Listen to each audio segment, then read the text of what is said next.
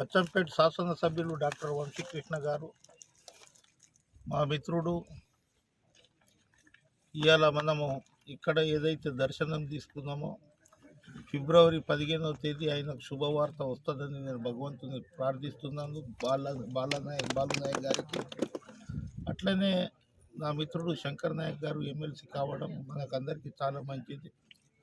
1వ తేదీ నేను ముఖ్యమంత్రితోటి మాట్లాడినప్పుడు నేను ఆల్ ఇండియా బంజారా సేవా సంఘ్ డైరీ ఆవిష్కరణ చేసినప్పుడు ఒకసారి శాసనసభ్యులు ఎమ్మెల్సీలతోటి అన్న ఒకసారి పోయి రండి, ఫిబ్రవరి 15వ తేదీ వరకు ఇంకా 2-3 సార్లు మేము వస్తాము, ఈ సభని ఎట్లా సక్సెస్ చేయాలి, భారతదేశంలో ఎక్కడ లేని విధంగా సేవాలాల్ మహారాజ్ విగ్రహాన్ని ఇది చేయాలనేది ఆయన సంకల్పం ఉంది.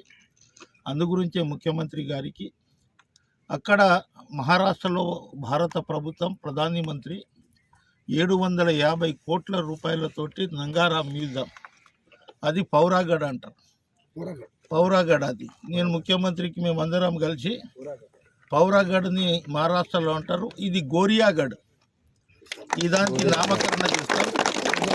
గోరియాగఢ్ అని పెడితే గోరుమాటిలు అందరూ ఒక తాటిపై ఉంటారు. మైదాన ప్రాంతంలో దాదాపు 75% బంజారాలు ఉన్నారు.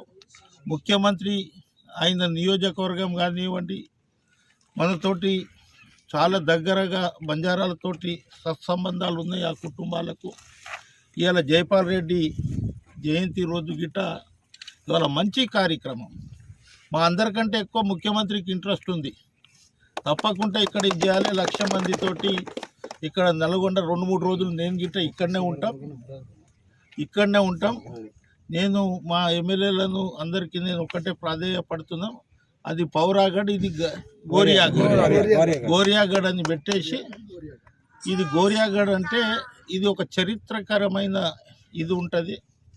అందుగురించే ముఖ్యమంత్రికి వారి కుటుంబ సభ్యులకు భగవంతుడు ఆరోగ్యంగా ఉంచాలని, మరి మా శాసనసభ్యులకు బంజారాలకు మంత్రి పదవి లేదు, ఇది ఫిబ్రవరి 15వ తేదీ వరకు మా ముఖ్యమంత్రి తప్పకుండా అవకాశం కల్పించాలని బంజారా ప్రజల తరపున ఆల్ ఇండియా బంజారా సేవా సంఘ్ రాష్ట్ర అధ్యక్షునిగా మరి ఇది శంకుస్థాపన చేసి 2 సంవత్సరాలలో భారతదేశంలో ఎక్కడ లేని విధంగా నేను మా మహారాజులకు గిట్ట చెప్తున్నాను, ఒకరోజు మీరు పౌరాగఢ్ పోండి, అక్కడ మ్యూజియం ఏర్పాటు చేసిర్రు.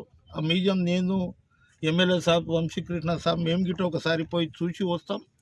అక్కడ నా మిత్రుడు సంజయ్ రాఠోడ్ అని మంత్రి ఉన్నాడు, వాళ్ళు 750 కోట్ల రూపాయలతోటి అక్కడ దేశ ప్రధానమంత్రి వచ్చి శంకుస్థాపన చేసిండు. ఆ దానికి పోటీగా ఇది గిట్ట జరుగుతుందని సేవాలాల్ మహారాజు ఒక బంజారాలే ఎంబడే కాదు, అందరి ఎంబడి ఆయన బోధనలు అందరికీ ఇది చేసినట్లు, చదువుకోండి, సారకు మాంసానికి దూరం ఉండండి, ఇవాళ చదువుతున్నాం, ఇవాళ ఐఏఎస్ ఐపీఎస్ గ్రూప్ 1 గ్రూప్ 2 డాక్టర్లు యాక్టర్లు అంతా అవుతున్నాం. ఇది కాంగ్రెస్ పార్టీ పుణ్యం, శ్రీమతి ఇందిరాగాంధీ ఇచ్చిన రిజర్వేషన్లు, బాబాసాహెబ్ అంబేద్కర్ రాసిన రాజ్యాంగం. ఇవాళ నేను చూస్తూ ఉంటే ఒక్కొక్క పోలీస్ స్టేషన్లో సిఐలు, డిఎస్పీలు, డాక్టర్లు, ఇలా ఫారెస్ట్ అధికారులు, ఎంఆర్ఓలు అంతా ఇదేందంటే ఆ రోజు రిజర్వేషన్ ఇవ్వకపోతే ఆ రోజు ప్రభుత్వాన్ని బంజారాలు తీసుకొచ్చారని ముఖ్యమంత్రి సేవాలాల్ జయంతి రోజు చెప్పడం జరిగింది. మరోసారి రినివల్ కావాలి, తప్పకుండా మనం ఆయన చేస్తున్న కృషికి మనం ఆయనకు చేదోడు వాదోడుగా నిలబడాలి, ఆయన చేయెత్తుని బ్రహ్మాండంగా బలపరచాలి, మళ్ళా 10 కాలాల పాటు ఈ ప్రభుత్వం ఉండాలనేది మధ్యమడుగు హనుమాన్ మహారాజ్కి, సేవాలాల్ మహారాజ్కి, మరమ్మ యాడికి అందరికీ ధన్యవాదాలు తెలుపుతూ సెలవు తీసుకుంటాం.